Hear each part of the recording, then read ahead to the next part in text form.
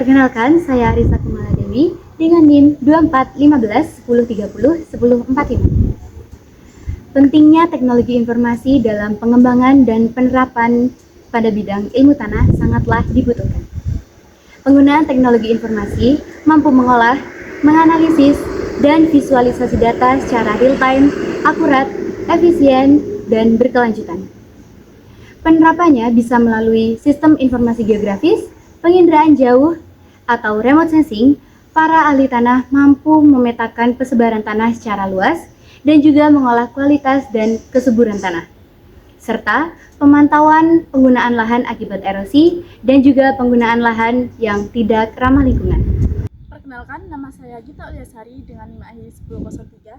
Selain itu, teknologi informasi juga mendukung dalam pengambilan keputusan berbasis data yang digunakan dalam pertanian presisi, konservasi tanah, dan pengelolaan sumber daya alam secara terpadu. Di era digital ini, integrasi antara ilmu tanah dan teknologi informasi sangat penting karena mendukung ketahanan pangan, mitigasi iklim, dan pengelolaan lingkungan secara berkelanjutan. Perkenalkan, nama saya Adelia Rosamanda Putri dengan mahir 1053. Di sini saya akan menjelaskan apa sih data iklim itu.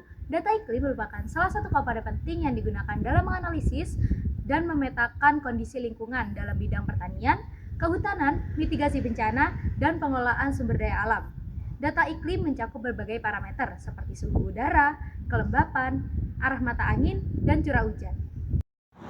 Berikut adalah fungsi data iklim dalam sistem informasi geografis. Yang pertama yaitu ada analisis spasial. Pengguna membuat peta zonasi iklim atau peta potensi pertanian. Yang kedua yaitu pemodelan. Memodelkan perubahan iklim jangka panjang, prediksi musim tanam atau estimasi produktivitas lahan. Yang ketiga yaitu monitoring dan prediksi. Pemantauan fenomena cuaca ekstrim dan prediksi dampaknya pada wilayah geografis tertentu. Data iklim yang digunakan dalam sistem informasi geografis dapat berasal dari berbagai sumber, antara lain BMKG atau Badan Meteorologi, Klimatologi, dan Geofisika Indonesia menyediakan data berbagai sumber cuaca yang ada di Indonesia. Yang kedua yaitu adalah NASA Power. 3. World CHIPS. Yang keempat yaitu ada CHIRPS atau Climate Hazard Group Infrared Precipitation with Station Data. Sebelumnya perkenalkan, nama saya Rahmatun Nazila dengan NIM akhir 1033. Nah, di sini saya akan memberikan tutorial bagaimana cara memasukkan data atau curah hujan di web. Biasanya kita menggunakan Climate Hazard atau biasa disebut CHIRPS. Sebelumnya kita buka dulu Google Chrome. Kemudian kita ketik saja Climate Hazard. Nah, ini seperti ini. Nah, kita scroll ke bawah. Kita buka Climate Hazard Center. Nah, kemudian kita buka di dataset. Nah, kita scroll ke bawah, kita buka di CHIPS nomor 2. Nah, di CHIPS nomor 2 kita scroll saja, kita cari di Indonesia monthly karena ini per bulan ya, teman-teman. Kemudian kita pencet bills. Nah, di sini untuk per tahunnya terserah teman-teman mau ngambil tahun berapa aja, random aja nggak apa-apa ya. Aku pencet aja deh ini ya. Ini data tahun. Nah, random. Kemudian kita keluar, kita buka dokumen. Nah, nanti di dokumen itu di sini cari saja di download ya teman-teman. Nah, kalau sudah di download ini kan sudah ada, kita pencet tombol kanan.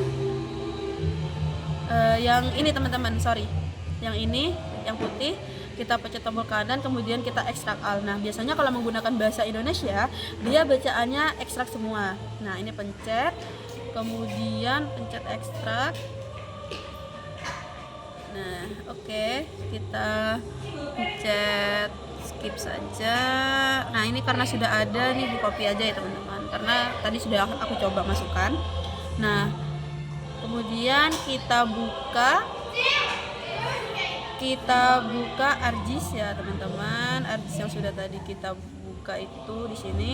Nah, kita add data, pencet di sini add data, dan di sini kita masukkan data lagi.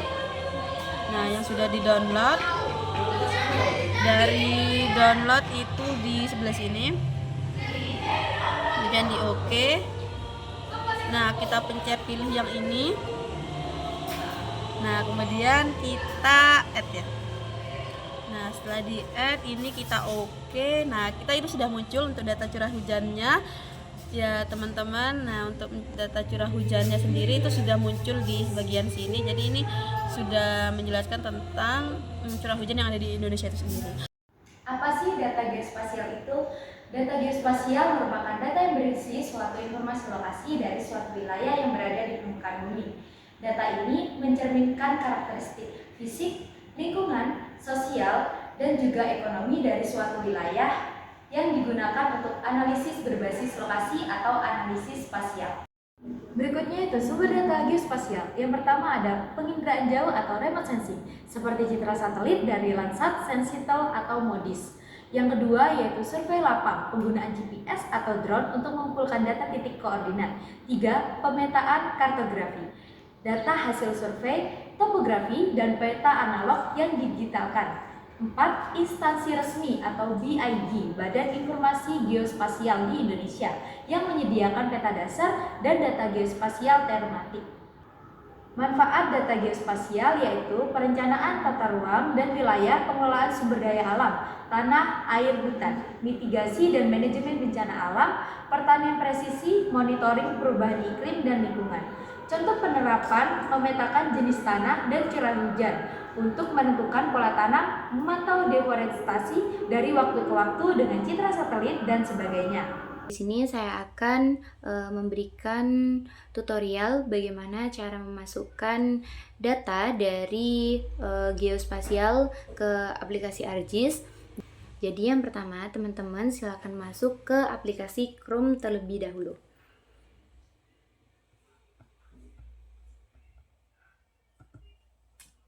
Seperti ini ya teman-teman. Kemudian teman-teman ketik aja di search itu Geospasial Indonesia. Oke, sudah. Teman-teman klik yang paling atas sendiri yaitu situs dari https://tanaair.indonesia. Oke, kalau udah teman-teman di sini sudah ada beberapa simbol. Teman-teman langsung aja ke unduh data. Nah, ke bagian data RBI per wilayah ya teman-teman. Langsung aja klik ini unduh data. Oh ya, sebelumnya teman-teman nanti kalau teman-teman belum punya akunnya, teman-teman bisa login terlebih dahulu ke Geospasial Indonesia ini dengan memasukkan email dan juga nomor WhatsApp atau yang bisa dihubungin karena nanti akan disertakan password OTP seperti itu. Oke, kalau sudah, ini di sini teman-teman klik aja lokasinya bebas. Di sini saya akan klik contohnya Banyuwangi ya teman-teman.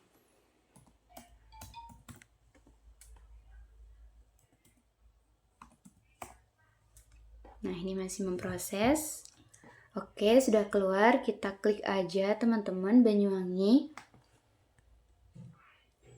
Nah, itu sudah muncul. Kita tunggu beberapa saat dulu teman-teman. Kita klik kanan selanjutnya. Nah, itu muncul teman-teman. Ada pilihannya 25K dan juga 50K. Jadi teman-teman pencet yang 25K ya. Karena yang 50K itu berbayar teman-teman. Jadi kita pencet yang 25K.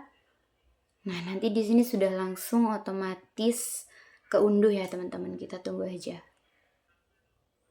Oke, kalau udah kita langsung masuk ke file. Kita masuk ke bagian tadi yaitu di downloads. Nah, ini sudah ada ya teman-teman di sini. Ini sudah ada. Teman-teman tinggal pencet aja, kemudian klik kanan. Nah, itu ada pilihannya teman-teman. Kalau di laptop teman-teman itu tulisannya ekstrak semua, berarti dipencet yang ekstrak semua. Kalau di sini pilihannya berarti ekstrak all. Ekstrak. Nah, tunggu aja ya teman-teman, itu masih proses dari ekstraknya.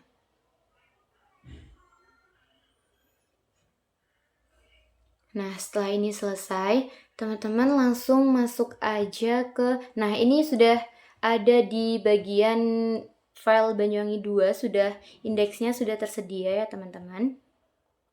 Nah di sini teman-teman langsung masuk aja ke aplikasi ArcGIS-nya. Nah ini dia, yang ArcGIS Map 10.8 ya teman-teman. Tunggu aja, ini masih loading. Nanti setelah diekstrak, teman-teman bisa langsung add datanya dan dimasukkan ke aplikasi ArcGIS ini.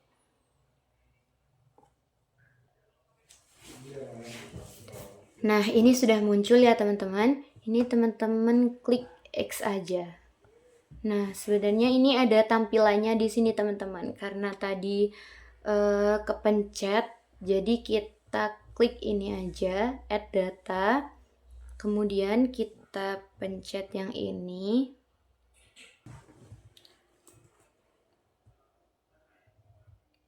Oh, langsung. Nah, ini sudah muncul ya teman-teman. Nah, ini kalau sudah muncul tampilan seperti ini, teman-teman klik yang paling bawah yaitu indeks Kabupaten Banyuwangi. Nanti teman-teman tinggal add aja. Nah, ini adalah gambaran dari pemetaannya Banyuwangi ya teman-teman. Kalau sudah, kita save aja ini di bagian pojok yaitu save as. Terus teman-teman bebas mau ditaruh di mana ini. Terus tinggal di save aja. Contoh pengelolaan tanah menggunakan data spasial yang pertama Geographic Information System atau GIS, contohnya itu seperti ArcGIS. Lalu yang kedua itu ada penginderaan jarak jauh atau remote sensing, contohnya seperti drone dan citra satelit. Perkenalkan, nama saya Octavia Herlina dengan NIM akhir 1051. Di sini saya akan memberikan contoh data spesial yang ketiga yaitu GPS atau disebut Global Spatial System. Yang pertama yaitu dengan smartphone dengan fitur GPS. Yang keempat yaitu web mapping dengan alat yaitu Google Maps dan Mapsbooks. Jadi, kesimpulan dari kelompok kami yang sudah dijelaskan yaitu teknologi pengolahan data spesial seperti GIS, GPS, web mapping, dan lainnya berperan penting dalam berbagai bidang seperti geografi, lingkungan, dan ilmu tanah. Teknologi ini memungkinkan pengelolaan dan visualisasi data spesial secara efisien. Dalam ilmu tanah, teknologi informasi mendukung pemetaan jenis tanah, pemantauan perubahan lahan, pengambilan keputusan di bidang pertanian, serta konservasi sumber daya alam. Nah, data iklim dan data geospasial menjadi komponen penting dalam sistem ini seperti membantu prediksi, pemodelan, dan juga monitoring lingkungan. Secara keseluruhan, integrasi teknologi informasi dan data spasial sangat vital untuk mendukung pembangunan berkelanjutan, ketahanan pangan, dan juga mitigasi perubahan iklim. Terima kasih sudah menonton video kelompok kami. Jangan lupa Like, Comment and share. See you!